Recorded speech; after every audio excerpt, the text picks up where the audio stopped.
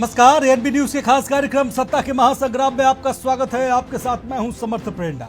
अपनी इस खास पेशकश में हम 2024 के चुनावी समर के मैदान में उतर चुके सियासी योद्धाओं के तीखे वार पलटवार आपको सुनवाते हैं। नेताओं की जुबानी तर्कस से निकला हर तीर क्या निशाने को भेद पाया या चूक गया, ये बताते हैं। साथ ही बड़े चुनावी मुद्दों पर जनता यानी आपकी राय भी देश के हर कोने तक पहुंचाते हैं। कुल मिलाकर फुल चुनावी डोज से भरे इस बुलेटिन में आपको चुनाव के सभी रंग देखने को मिलते हैं। तो फिर इंतजार किस बात का है, चलिए शुरू करते हैं सत्ता का महासंग्राम।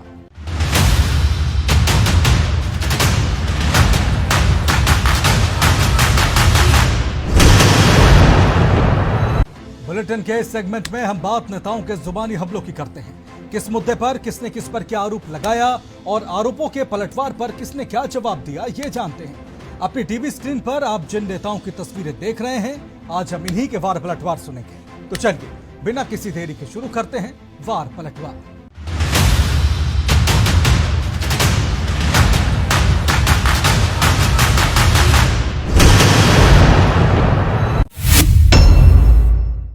पश्चिम बंगाल के दक्षिण 24 परगना में एक सभा को संबोधित करते हुए पीएम मोदी ने कहा कि टीएमसी और इंडी जमात वाले बंगाल को विपरीत दिशा में ले जा रहे हैं। बीजेपी पर बंगाल के लोगों का प्यार टीएमसी को बर्दाश्त नहीं हो रहा, इसलिए टीएमसी पूरी तरह बौखलाई हुई है। बंगाल के प्रति नफरत से भरी टीएमसी के पास एक ही हथियार बचा है, हम ऐसा नहीं होने देंगे। विकास के जो काम मोदी करता है, टीएमसी कहती है कि हम ऐसा नहीं होने देंगे। साथियों, टीएमसी और इंडी जमात वाले बंगाल को विपरीत दिशा में लेकर जा रहे हैं। बीजेपी पर बंगाल के लोगों का प्यार टीएमसी को बर्दाश्त नहीं हो रहा है, इसलिए टीएमसी पूरी तरह बौखलाई हुई है।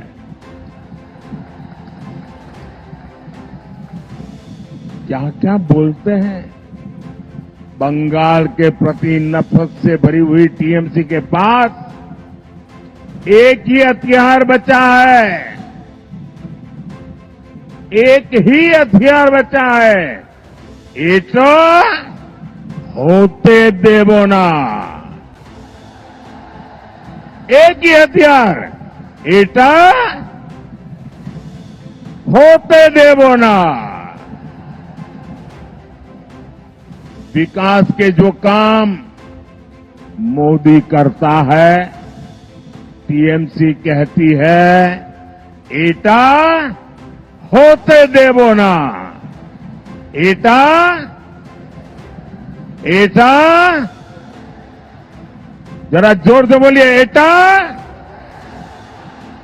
हमने महिलाओं की सुरक्षा के लिए हेल्पलाइन बनाई, टीएमसी कहती है एटा एटा होते देवो ना, एटा होते देवो ना। हिमाचल के कुल्लू में कांग्रेस महासचिव प्रियंका गांधी ने कांग्रेस के लिए चुनाव प्रचार किया। एक जनसभा को संबोधित करते हुए उन्होंने कहा कि पीएम मोदी के पूरे कार्यकाल में रोजगार बनने का काम लगभग ठप हो गया है। हमारे देश में आज सबसे ज्यादा बेरोजगारी है। चाहे आप जितनी भी मेहनत से अपने बच्चों को पढ़ाएं लिखाएं, बेरोजगारी पूरे देश में फैली है। बीजेपी की जो नीतियां हैं, उन्होंने छोटे कारोबारियों को बहुत नुकसान दिया है। मजबूत बनाए, क्योंकि हमारी समझ ये है कि सबसे ज्यादा रोजगार इसी इंडस्ट्री से मिलती है जो छोटी और मध्यम होती है। और मोदी जी के पूरे कार्यकाल में रोजगार बनने का काम लगभग ठप हो गया। आज सबसे ज्यादा बेरोजगारी हमारे देश में आज है। 45 सालों में सबसे ज्यादा बेरोजगारी आज है। 70 करोड़ बेरोजगार हैं। चाहे आप जितनी भी मेहनत से पढ़ाएं लिखाएं, शिक्षित करें, फिर भी बेरोजगारी पूरे देश भर में फैली हुई है। इसको दूर करने के लिए बहुत जरूरी है कि जो आज नीतियां भाजपा की सरकार बना रही है और जिस तरह से देश को चला रही है, उसे बदला जाए। क्योंकि भाजपा की जो नीतियां हैं, उन्होंने छोटे बिजनेस, छोटे कारोबारों को बहुत ही नुकसान दिया है। पहले नोटबंदी लाए, उसके बाद जीएसटी लाए, और आप खुद जानते हैं कि ये जो पर्यटन का भी आपका काम है वो जीएसटी से कितना इसका नुकसान हुआ है, कितनी दिक्कत हुई है। कोविड के समय यूपी के महाराजगंज में जनसभा को संबोधित करते हुए केंद्रीय गृह मंत्री अमित शाह ने कहा कि 4 जून को काउंटिंग है।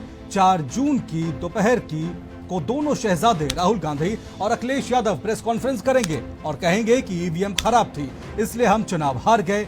इन्होंने तय कर लिया है कि अपनी हार का ठीकरा ईवीएम पर फोड़ना है। भाइयों बहनों, आज मैं एक बात कहकर जाता हूं। 3 तारीख को सब लोग याद कर लेना, 4 को काउंटिंग है। 4 की दोपहर को ये दोनों शहजादे प्रेस कॉन्फ्रेंस करेंगे और प्रेस कॉन्फ्रेंस कर कहेंगे ईवीएम खराब था, इसलिए हम चुनाव हार गए। इन्होंने तय कर लिया है कि हार का ठीकरा ईवीएम पर फोड़ना है।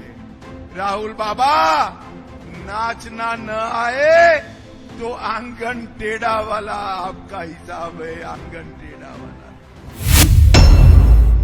बिहार के पूर्व डिप्टी सीएम और आरजेडी नेता तेजस्वी यादव ने कहा कि हमने इनको 40 में से 39 सांसद दिए, गुजरात से ज्यादा सांसद दिए, लेकिन सब कुछ गुजरात को मिलेगा और बिहार को ठेंगा मिलेगा, ऐसा नहीं होगा। इसलिए इस बार बिहार की जनता इन लोगों को सबक सिखाएगी। 40 में से 39 सांसद दिया इनको, गुजरात से भी ज्यादा सांसद दिया 10 सालों में, लेकिन बिहार को ठेंगा मिलेगा और गुजरात को सब कुछ मिलेगा, ऐसे नहीं होगा।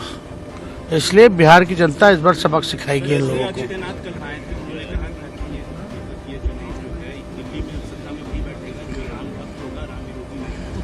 कौन नहीं है, कौन नहीं है। हम लोग तो दूरदर्शन से ही रामायण देखते रहे। हमारे घर में राम है, हमारे घर में मंदिर है, लेकिन राम राज्य के लिए बेहतर बेरोजगारी को दूर करना है, महंगाई को दूर करना है, गरीबी दूर करनी है। और राम का नाम लेने से नहीं चलेगा, राम के आदर्शों पर चलने का काम करना पड़ेगा। आप 1 करोड़ नौकरी की बात कर रहे थे तेजस्वी जी, और चिराग पासवान का कहना है क्या बिहार में इतना जमीन है, क्योंकि नौकरी देंगे तो वो जमीन लेंगे। आपको क्या बताएं, इस तरह की बातें कर रहे हो। 5 लाख नौकरी दिए, एक वो लड़का ढूंढ के या एक वो कोई युवती को लेके आए जिसका जमीन हमने लिखवाया। 5 लाख नौकरी मिला ना भाई,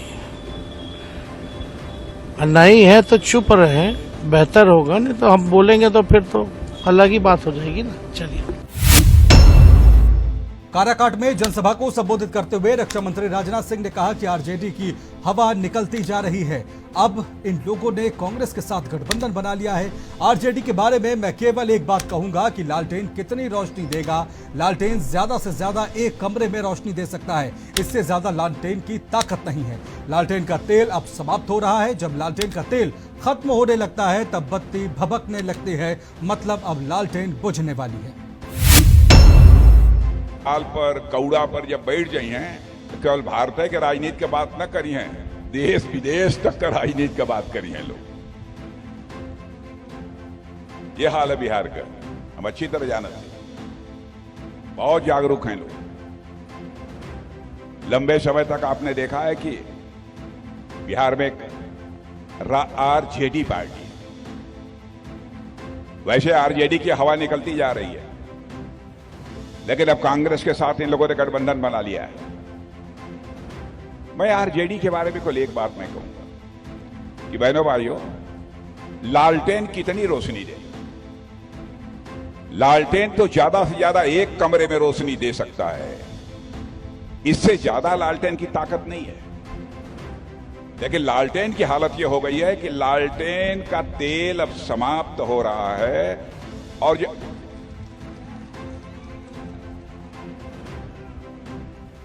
आई घरे में देखले हुआ तो लोगन कि जब लालटेन का तेल जब खत्म होए लगला तो बत्तियां भभकैले नहीं लगे। पुरान लोग जब बैठे मालूम हो लालटेन नया लड़का न जाना से जब भभके लगा तो मान ला कि लालटेन बुझाए वाली है और एक तेल खत्म। बिहार की राजधानी पटना में यूपी के सीएम योगी आदित्यनाथ ने जनसभा को संबोधित किया। इस दौरान उन्होंने कहा कि राहुल गांधी से पूछा गया कि अगर आप सत्ता में आएंगे तो क्या करेंगे। उन्होंने कहा कि गरीबी हटाएंगे। 1970 में उनकी दादी ने यह नारा दिया था। नाती 54 वर्ष बाद भी यही नारा रट रहा है। तब कांग्रेस कितनी बार सत्ता में आई लेकिन गरीबी नहीं हटा पाए। पीएम मोदी ने 10 वर्षों में 25 करोड़ गरीबों को खुशहाल जीवन की ओर अग्रसर किया।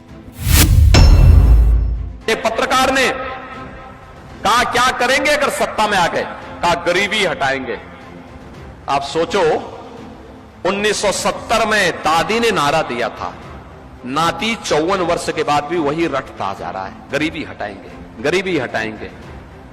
अरे उसके बाद कितनी बार कांग्रेस आई, गरीबी तो हटा नहीं पाई। मोदी जी ने तो 10 वर्ष में 25 करोड़ गरीबों को खुशहाल जीवन की ओर अग्रसर किया। कांग्रेस भी तो अपना आंकड़ा बताए, आरजेडी भी तो अपना आंकड़ा बताए, लेकिन ये कहते हैं गरीबी हटाएंगे। कहा गरीबी हटाएंगे लेकर क्या करेंगे, कहा संपत्ति का सर्वे कराएंगे, भारतीयों की संपत्ति का सर्वे।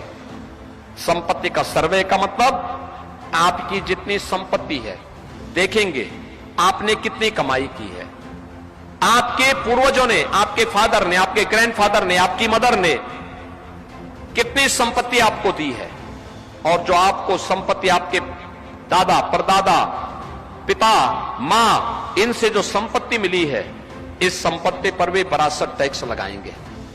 वरासत टैक्स का मतलब आधा संपत्ति लोग ले लेंगे। आरजेडी नेता मीसा भारती ने कहा कि इस देश के प्रधानमंत्री तीसरी बार पीएम बनना चाहते हैं और मुद्दों की बात नहीं करते हैं। इस देश का मुद्दा क्या है? इस देश का मुद्दा बेरोजगारी और महंगाई है। पीएम का एक पसंदीदा विषय है विपक्ष के नेताओं को डराना धमकाना, अपने दल में शामिल करना और जो उनके दल में शामिल नहीं होते हैं उन्हें जेल भेजना।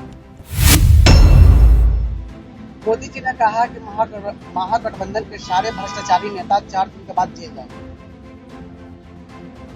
इस देश के प्रधानमंत्री तीसरी बार प्रधानमंत्री बनना चाहते हैं और मुद्दों की बात नहीं करते हैं। इस देश का मुद्दा क्या है? इस देश का मुद्दा बेरोजगारी है और महंगाई है। इसमें प्रधानमंत्री जी क्यों नहीं बात करते हैं? प्रधानमंत्री का एक पसंदीदा सब्जेक्ट है विपक्ष के नेताओं को डराना, धमकाना, अपने दल में शामिल करना और जो उनके दल में शामिल नहीं होते हैं उनको जेल भेजना। प्रधानमंत्री जी कभी भी किसी को भी जेल भेज सकते हैं, लेकिन उस जेल भेजने से देश के युवाओं को रोजगार मिल जाएगा, नौकरी मिल जाएगी, किसानों की आय दुगनी हो जाएगी, महंगाई कम हो जाएगी। एलजेपी रामविलास प्रमुख चिराग पासवान ने कहा कि इंडिया गठबंधन के पास न कोई नेता है न कोई नीति है। सिर्फ मोदी को हटाना आपकी रणनीति नहीं हो सकती। इनकी प्राथमिकता मोदी को हराना है। मोदी को हराना देश के विकास की रणनीति नहीं हो सकती। आपके पास आप अपना क्या विजन है कि जनता आपके साथ जुड़े? एक व्यक्ति को हराने के लिए आपने पूरी ताकत झोंक दी है। अपनी नीतियों और सिद्धांतों से आपने समझौता कर दिया। मतलब भाई कोई तो कारण होगा ना बताने का। इंडिया ब्लॉक के पास नेता नहीं, कोई नीति नहीं। सिर्फ मोदी को हटाना आपकी रणनीति नहीं हो सकती है ना। आप कल का कांग्रेस की आप प्रेस कॉन्फ्रेंस देख लीजिए, इनके नेताओं के बयान आप देख लीजिए, इनके मीडिया स्ट्रैटेजिस्ट जयराम रमेश जी वगैरह इन लोगों के बयान देख लीजिए। इनकी प्राथमिकता जो ये अपने बयानों में खुद बहुत प्रोमिनेंटली बोलते हैं, मोदी को हराना है, मोदी को हराना है, मोदी को हराना है। मोदी को हराना देश को विकास की रणनीति का हिस्सा नहीं हो सकता ना। आपके पास अपना विजन क्या है कि जनता आपके साथ जुड़े? एक व्यक्ति को हराने के लिए आपने पूरी ताकत आपने झोंक दी। अपनी नीतियों से, अपने सिद्धांतों से आपने कॉम्प्रोमाइज कर लिए, समझौते कर लिए। ऐसे धुर विरोधी एक साथ आ गए सिर्फ एक व्यक्ति को हटाने के लिए। ऐसे में मुझे बताइए देश की जनता क्यों आपका साथ देगी? आपकी नीति क्या है? यहाँ तो प्रधानमंत्री जी हम लोग सब गिना रहे हैं ना कि भाई हम लोगों ने उज्ज्वला दिया, हम लोगों ने आयुष्मान दिया, हम लोगों ने 5 किलो अनाज दिया, हम लोगों ने शौचालय बनवा कर दिए, हम लोगों ने किसान सम्मान निधि दी। हम तो सारी बातें गिना रहे हैं। हम तो ये भी बता रहे हैं कि 2047 तक भारत को विकसित देश बनाएंगे। कैसे बनाएंगे? आपकी रणनीति क्या है? आपके पास से मोदी को हटाने के अलावा तो कोई रणनीति नहीं है, तो ऐसे में जनता क्यों आपका साथ देगी? सत्ता के महासंग्राम में फिलहाल वक्त तो चला एक छोटे से ब्रेक का, जल्द लौटेंगे।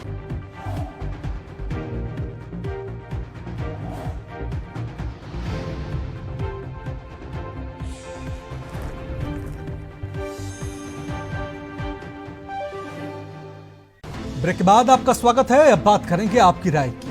सत्ता के महासंग्राम के सेगमेंट में हम चुनाव में चर्चा का विषय बने किसी मुद्दे पर जनता की राय जानने की कोशिश करते हैं। 2024 के आम चुनाव का शोर 1 जून को थम जाएगा।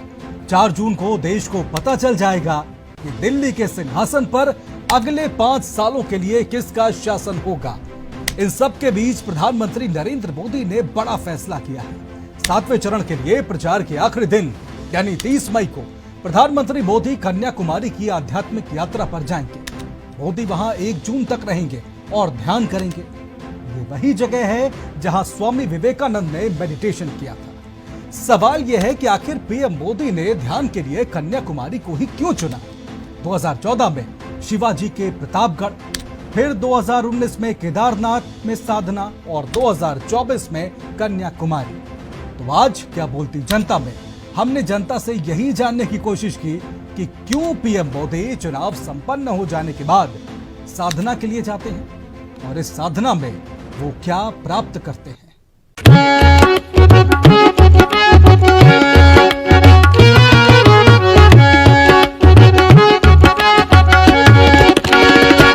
बचवा ओ बचवा, बचवा सुना है कि आवत है चुनाव केरी बारी। बचवा सुना है कि आवत है चुनाव केरी बारी। नोटन वाले राजा हुई है, नोटन वाले राजा हुई है, वोटन के भिखारी। बचवा सुना है कि आवत है चुनाव केरी बारी। बचवा सुना है कि आवत है चुनाव केरी बारी। कन्याकुमारी जा रहे हैं, ऐसा प्रधानमंत्री जी का क्या संकल्प है जो इस बार पूरा होने वाला है? मोदी जी आध्यात्मिक व्यक्ति हैं। हिमालय से उनका गहरा नाता रहा है, ध्यान से भी उनका गहरा नाता रहा है। जब जब मोदी जी की सफलता के चरमोत्कर्ष पर पहुंचते हैं तो कहीं न कहीं आध्यात्मिक क्षेत्रों में जाके एक नई ऊर्जा को ग्रहण करते हैं। उस नई ऊर्जा के द्वारा इस राष्ट्र के निर्माण में लिए अपना सहयोग देते हैं। 2014 में मोदी जी शिवाजी के जन्मस्थली वहाँ गए, वहाँ से एक नई ऊर्जा ली और राष्ट्र के विकास के लिए उन्होंने संकल्प लिया। 2017 में जब चुनाव समाप्त हुआ तो मोदी जी केदारनाथ जी गए। भगवान भूत भावन केदारनाथ से एक नई संकल्प और नई विचारधारा के द्वारा राष्ट्र के निर्माण में फिर से लग गए। इस बार जो चुनाव समाप्त हुआ है और सुनने में आया कि मोदी जी कन्याकुमारी जा रहे हैं। कन्याकुमारी भारत के दक्षिणी छोर का एक स्थल है जहां आध्यात्मिक चिंतन करने के लिए जा रहे हैं। वह जो जगह है विवेकानंद जी द्वारा 1800 कुछ में वहां जाके 3 दिन का ध्यान करके और राष्ट्र के चिंतन के लिए एक नई ऊर्जा और नई विचारधारा विवेकानंद जी ने दिया। इस बार मोदी जी भी शायद इसीलिए तीसरी बार जब चुनाव की प्रक्रिया खत्म हो रही है तो कन्याकुमारी जा रहे हैं और वहां जाके 2-3 दिनों तक उस विवेकानंद के उस ध्यान स्थली पे और ध्यान करेंगे और राष्ट्र के विकास के लिए फिर से एक नई ऊर्जा के साथ राष्ट्र के लिए समर्पित होंगे और राष्ट्र की सेवा में तत्पर रहेंगे। शायद यही कारण है कि मोदी जी ने चुनाव भरे थकान के बाद उस जगह पे जाके अपनी नई ऊर्जा संचित करने के लिए यह कार्य कर रहे हैं। वह जो कन्याकुमारी स्थल है वहाँ शास्त्रों में कहा गया है कि कन्याकुमारी में माँ भगवती ने शिव के प्राप्ति के लिए वहाँ ध्यान तपस्या किया था। इसी कारण से इस बार चुनाव के समाप्ति के बाद एक नई ऊर्जा प्राप्ति के लिए मोदी जी कन्याकुमारी जाके अपने अंदर राष्ट्र के विकास के लिए नया एक संकल्प लेके और राष्ट्र निर्माण में कार्य करेंगे। में शिवाजी के प्रतापगढ़ 2019 के ये केदारनाथ, इस बार कन्याकुमारी अधिवक्ताएं यात्रा, क्या है मोदी की संकल्प? अब हमारे माननीय प्रधानमंत्री मोदी जी का संकल्प ये है कि जैसे पहले चुनाव 19 में जीते, 19 में चुनाव जीतने के बाद ये तीर्थ यात्रा किया इन्होंने। अब इस समय कन्याकुमारी जा रहे हैं ध्यान के लिए, वहाँ ध्यान करेंगे क्योंकि 3 दिन का समय है, 4 तारीख को रिजल्ट आना है, इसलिए अपना ध्यान लगाएंगे कि फुल मेजॉरिटी से ईश्वर से प्रार्थना करेंगे कि फुल मेजॉरिटी से उनकी सरकार आए और उसके बाद वो अपने मनमाने राजतंत्र जैसे राजाओं की तरह से अपना शासन करें। जैसे आज मैं 2019 से भटक रहा हूँ, मेरी कोई सुनने वाला नहीं, न शासन न प्रशासन न सरकार, कोई नहीं सुनने वाला है।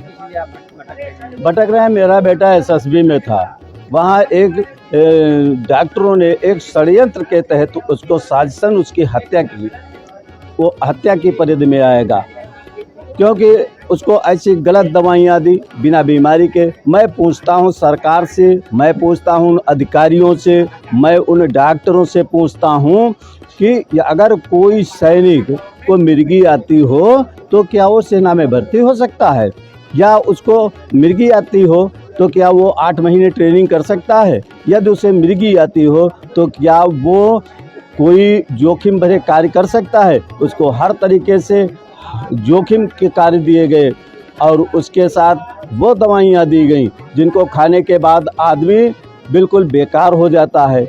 इसकी कोई जांच करने वाला नहीं।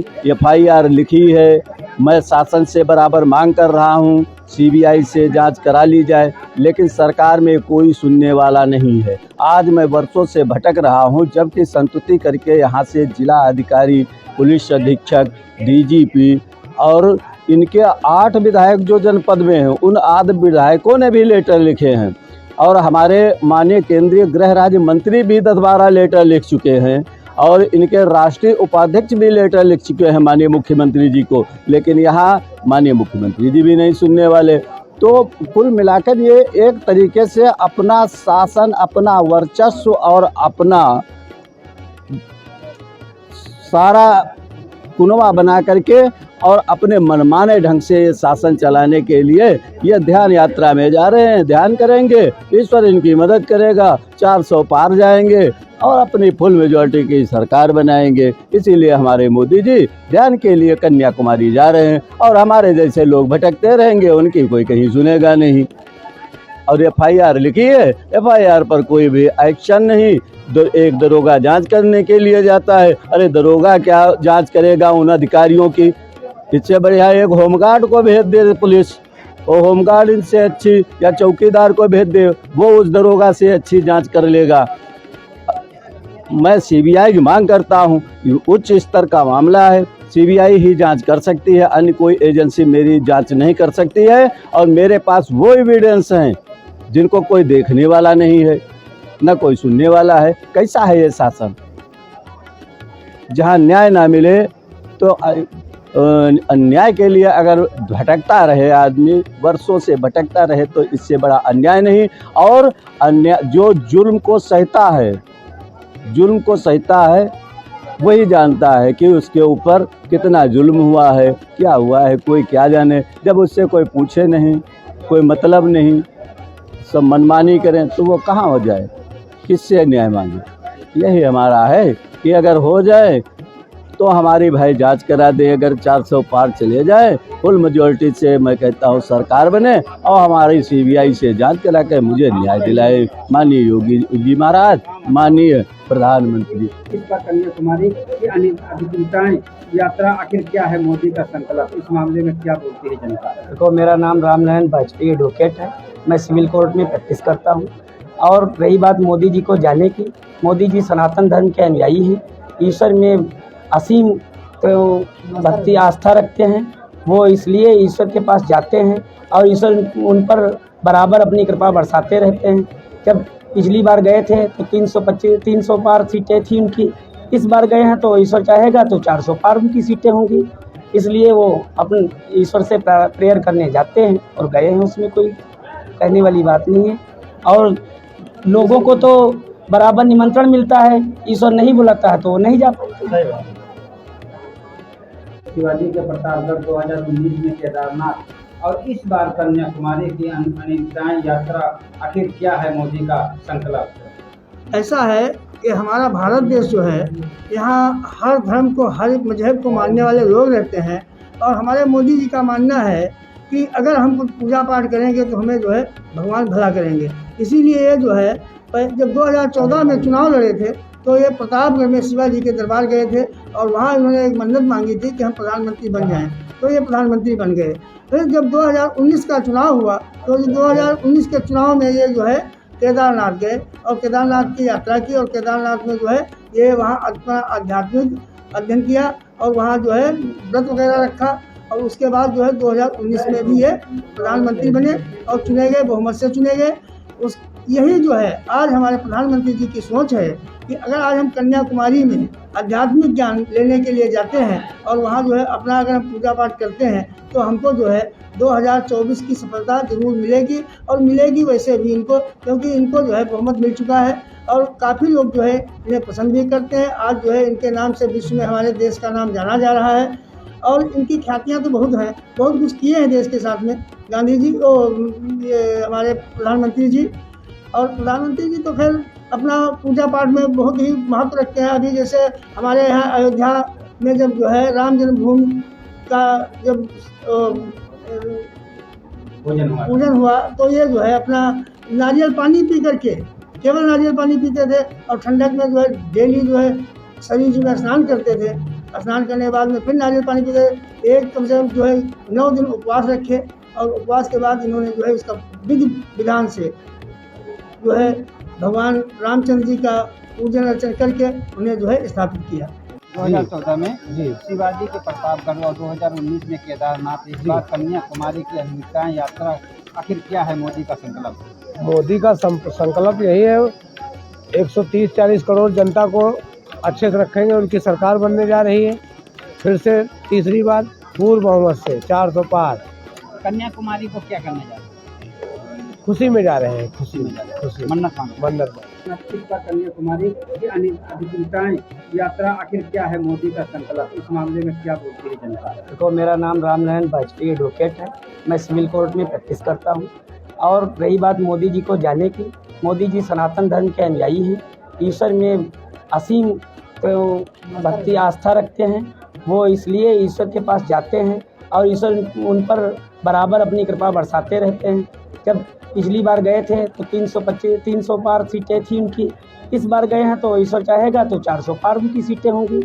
इसलिए वो अपने ईश्वर से प्रेयर करने जाते हैं और गए हैं, उसमें कोई कहने वाली बात नहीं है। और लोगों को तो बराबर निमंत्रण मिलता है, ईश्वर नहीं बुलाता है तो वो नहीं जा पाते। तो सत्ता के लिए महासंग्राम यूं ही जारी रहेगा। आज के लिए फिलहाल इतना ही, मुझे दीजिए इजाजत, नमस्कार।